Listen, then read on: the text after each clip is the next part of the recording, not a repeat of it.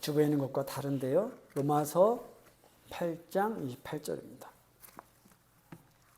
로마서 8장 28절입니다. 신약 성경 250쪽 정도에 있습니다. 신약 성경 250쪽 정도에 로마서 8장 28절입니다.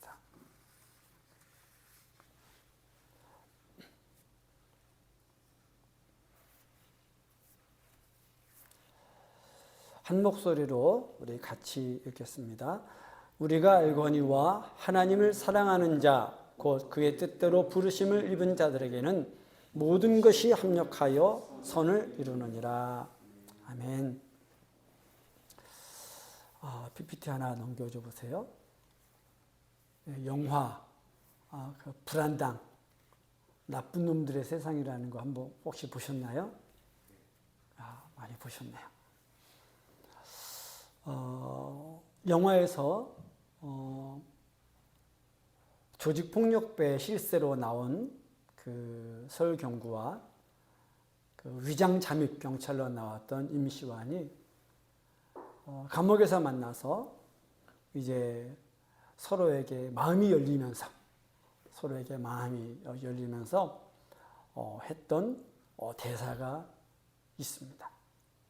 지금도 저는 그 대사를 기억하고 있습니다. 사실 영화 제목이나 나왔던 주연 배우들의 이름도 기억이 나지 않아서 제가 네이버 검색을 해서 확인해야 했지만 그 대사만큼은 제가 분명하게 기억하고 있었습니다. 거긴 두 가지 이유가 있었습니다. 하나는 그 대사가 이 시대 사람들의 어떤 신념을 나타내고 있다고 생각했기 때문이었습니다.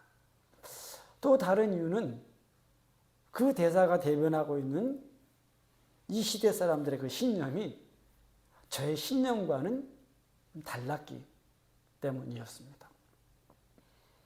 그렇다면 그 대사가 무엇이었을까요? 칸 영화제에서 명대사로 꼽히기도 했다라고 합니다. 그 대사는요, 사람을 믿지 마라. 상황을 믿어야지. 입니다.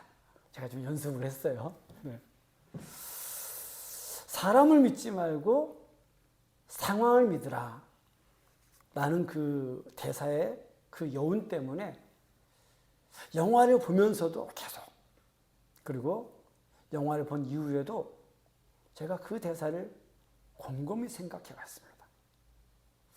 이 시대 사람들이 얼마나 상황을 중시하고 있는가 하는 것들을 다시 한번 깊이 생각해 보게 되었습니다. 그리고 저는 거기서 이런 질문을 하게 되었습니다. 그렇다면 상황은 절대적으로 믿을 수 있는 것이냐 하는 것입니다. 상황은 항상 진실만을 말하느냐? 상황은 모든 것을 말해주느냐? 하는 질문을 갖게 되었습니다. 이 시대에 많은 사람들이 사람을 믿지 말고 상황을 믿으라 라는 신념을 가지고 있다면 저는 상황을 믿지 말고 하나님을 믿으라 라는 신념을 가지고 있습니다. 그리고 제가 아는 성경에 나오는 많은 하나님의 사람들이 상황을 믿지 않고 하나님을 믿었습니다. 그들은 상황에 따라서 그들의 생각이나 신념이 바뀌지 않았고 상황에 따라서 그들의 행동이 바뀌지 않았습니다. 한마디로 말해 상황이 그들의 절대적인 기준이 되지 않았습니다. 그래서 상황에 따라 좌절하지도 않았습니다. 야곱의 11번째 아들이었던 요셉은 하루아침에 그의 형들에 의해서 노예가 되었습니다. 형들이 요셉을 돈을 받고 노예로 팔아버린 것입니다. 하늘이 무너질 것 같은 비극적인 상황이었습니다. 그러나 그는 그 상황에서도 하나님을 믿었습니다. 그 증거가 무엇입니까? 하루아침에 노예가 되었음에도 불구하고 요셉이 여전히 하나님을 경외했고 하나님 앞에 죄짓지 않으려 했던 것입니다. 그의 주인의 아내가 눈짓하면서 그와 동침하려고 유혹할 때 그는 그것을 거절했습니다. 심지어 집에 아무도 없을 때 주인의 아내가 그의 옷을 붙잡으면서 동침하자고 할 때도 옷을 벗어버리고 그 집에서 뛰쳐나왔습니다. 이유는 단 하나. 그가 하나님을 경외했고 하나님 앞에 죄 지을 수 없었기 때문이었습니다.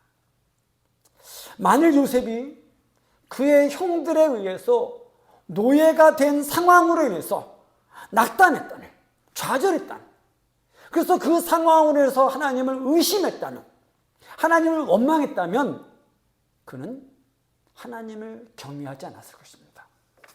그리고 하나님 앞에 죄짓지 않으려고 하지 않았을 것입니다. 상황은 그를 의심하게 만들 수 있었지만 그는 상황이 아닌 하나님을 믿었습니다.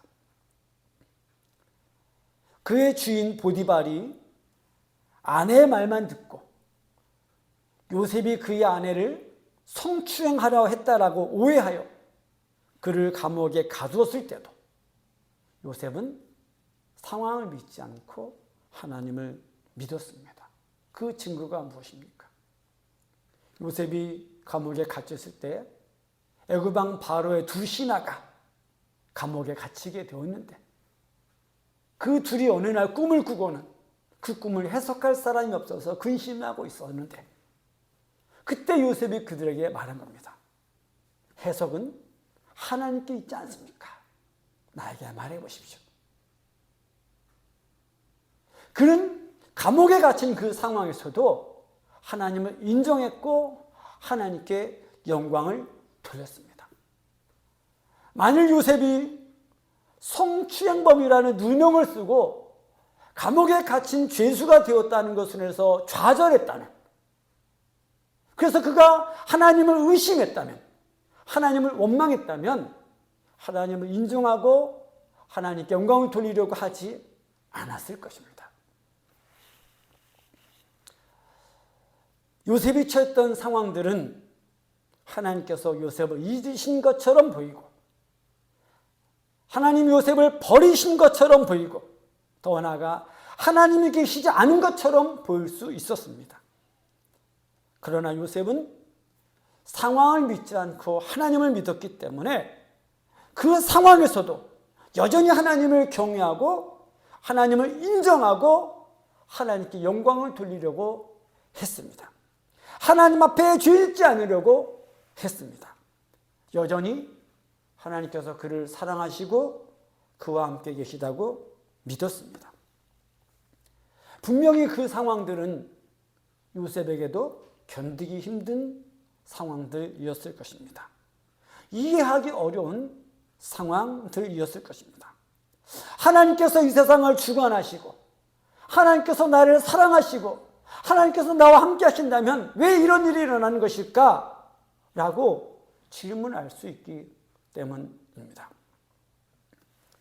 그런데 여기서 우리가 한 가지 짚고 넘어가야 할 것이 있습니다. 사실 요셉이 하루아침에 노예가 된 것은 그의 형들의 시기 때문이었지 하나님 때문이 아니었습니다. 요셉이 하루아침에 성추행범이라는 누명을 쓰고 죄수가 된 것도 보디발의 아내의 거짓 증언과 보디발의 오해 때문이었습니다. 사람의 잘못이지 하나님의 잘못이 아니었습니다. 그러나 사람들은 이런 경우에 그것이 하나님의 잘못인 것처럼 하나님을 원망합니다. 왜 하나님께서 그런 상황이 일어나게 하셨느냐라는 것입니다. 왜 그런 일이 일어날 때 하나님께서 가만히 계시고 막지 않으셨느냐라는 것입니다. 그러나 한번 생각해 보십시오.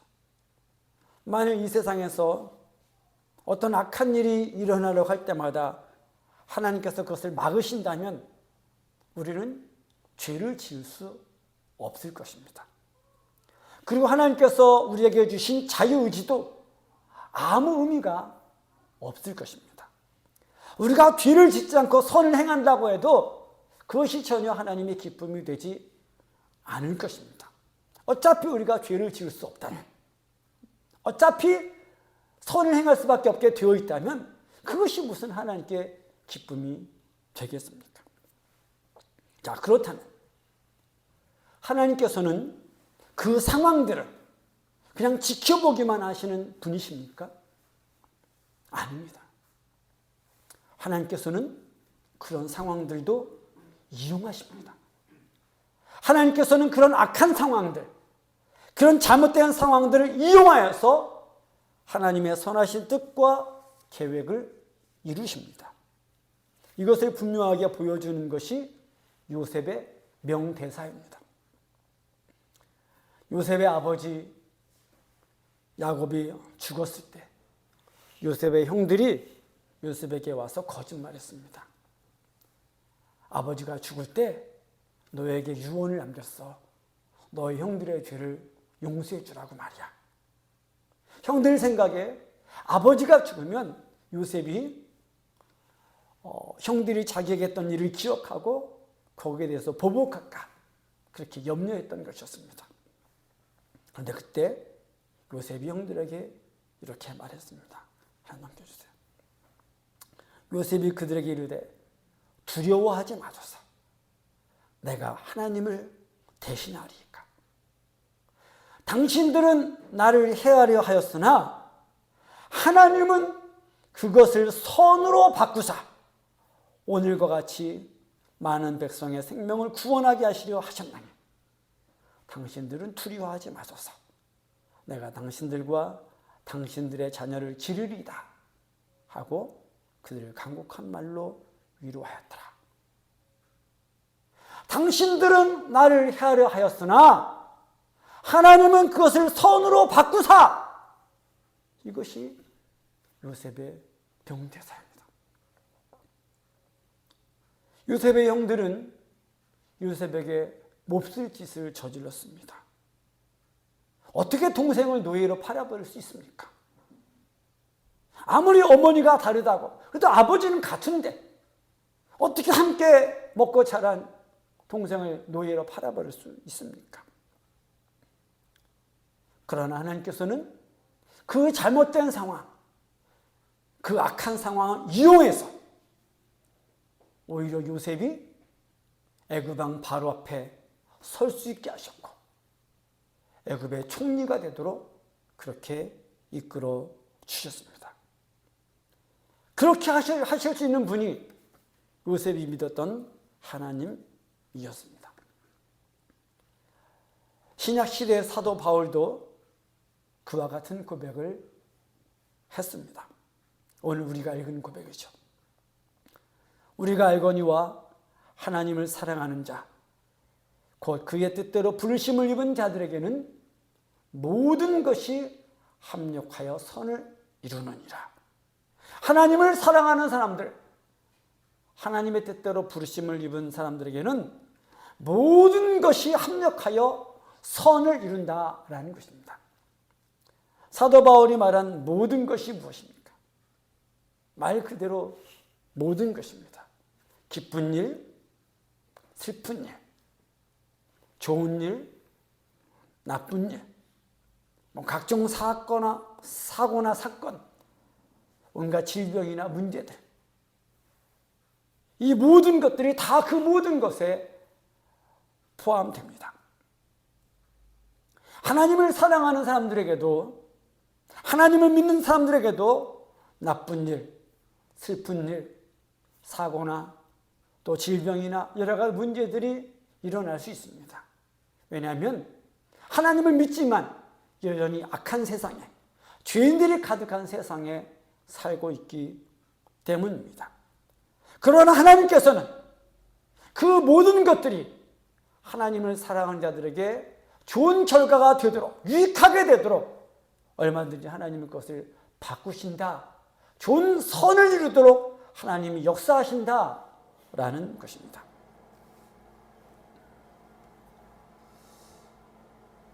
제 딸 하영이에게서 농장에서 결혼하는 것이 취소되었다라는 소식을 들었을 때 저와 아내는 조금도 당황하지 않았습니다. 제가 아내에게 물어보지 않았지만 분명히 그랬을 것입니다. 걱정하지 않았습니다. 우리에게 현실 감각이 없어서가 아닙니다. 요즘 결혼 예식장 잡는다는 것이 어렵다는 것 우리도 잘 알고 있었습니다. 시간이 얼마 남지 않았다는 것 그것도 우리가 잘 알고 있었습니다.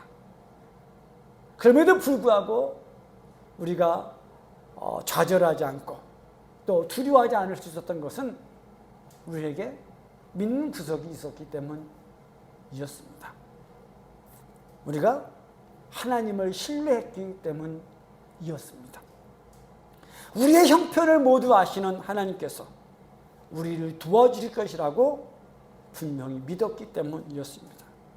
우리의 기도를 들으시는 하나님께서 우리의 기도에 응답하시고 우리를 외면하지 않으실 거라고 믿었기 때문이었습니다. 저는 이것이 바로 하나님께서 우리에게 기대하시는 모습이고 우리가 배우기를 원하시는 그런 태도라고 믿습니다. 하나 넘겨주세요. 한 절씩 하나 더 넘겨주세요. 한 절씩 우리 교독하겠습니다. 배 오르심에 제자들이 따랐더니 바다에 큰 물이 일어나 배가 물결에 덮이게 되었을 때 예수께서는 주무시는지라. 그 제자들이 나와 깨우며 이르되 주여 구원하소서 우리가 죽겠나이다. 예수께서 이르시되 어찌하여 무서워하느냐 믿음이 작은 자들아 하시고 곧 일어나사 바람과 바다를 꾸짖으시니 아주 잔잔하게 되거늘. 그 사람들이 놀랍게 여기르되 이가 어떤 사람이기에 바람과 바다도 순종하는가 하더라. 어부 출신이었던 제자들이 배에서 죽겠다라고 소리칠 정도였으면 분명히 그 상황은 심각했습니다.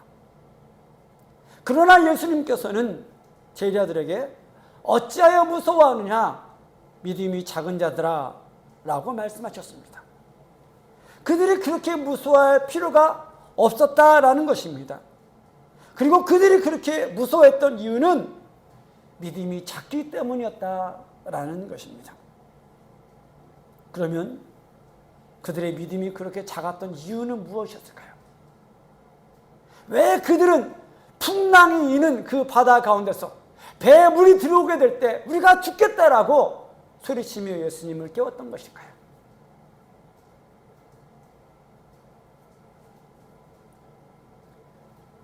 제자들이 했던 말을 통해서 분명히 알 수 있습니다.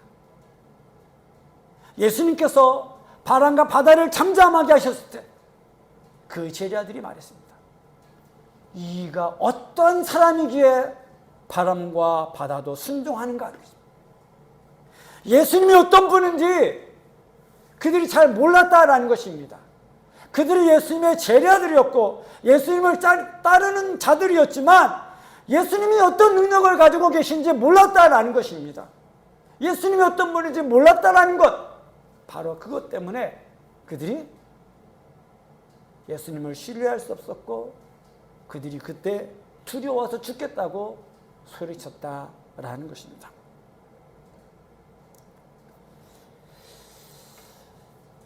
우리가 어떻게 하면 요셉처럼 상황보다 하나님을 믿는 사람이 될 수 있을까요? 날마다 하나님의 말씀을 읽고 묵상해야 합니다. 그래야 하나님을 신뢰하는 사람이 될 수 있습니다.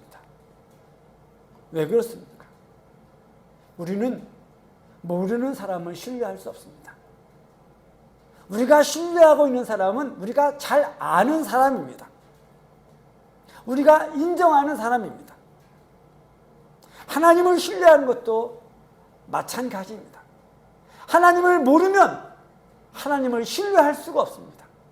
하나님을 잘 알아야, 그리고 하나님을 인정하게 되어야 하나님을 신뢰할 수 있습니다. 날마다 하나님의 말씀을 읽고 그 말씀을 묵상하면서 그 속에서 하나님을 만나고 하나님의 마음을 알고 하나님의 능력을 알고 하나님의 뜻을 알 때 이 세상 어떤 것보다, 이 세상 그 누구보다 하나님을 더 신뢰할 수 있게 되는 것입니다. 성경을 읽고 묵상하는 것보다 하나님께 가까이 가고 신앙적으로 성숙하는 그런 방법이 없습니다. 그래서 저는 항상 제 사랑하는 두 딸에게도 그 무엇보다 성경을 읽으라고, 묵상하라고 그렇게 강조하고 확인합니다.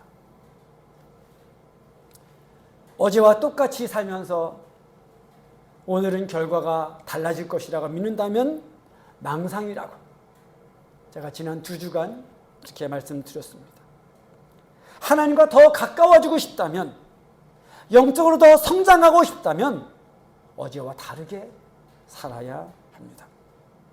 하루를 시작할 때 성경을 읽고 묵상하는 것으로 시작해 보십시오. 성경을 읽고 묵상하는 것을 가장 중요하게 여기고 최우선순위에 두어 보십시오. 그러면 분명히 그것이 여러분을 하나님께 더 가까이 가게 만들고 영적으로도 성장하게 만들 것입니다. 그리고 하나님을 더 신뢰할 수 있는, 상황보다 하나님을 더 신뢰하는 사람으로 우리를 변화시켜 줄 것입니다. 하나님을 사랑하는 자, 그의 뜻대로 부르심을 입은 자들에게는 모든 것이 합력하여 선을 이룹니다. 그 하나님을 신뢰함으로 올 한 해도 멋지게 살아갈 수 있는 저와 여러분 되시기를 주의 이름으로 축복합니다. 주신 말씀을 기억하면서 잠시 묵상하며 기도하겠습니다.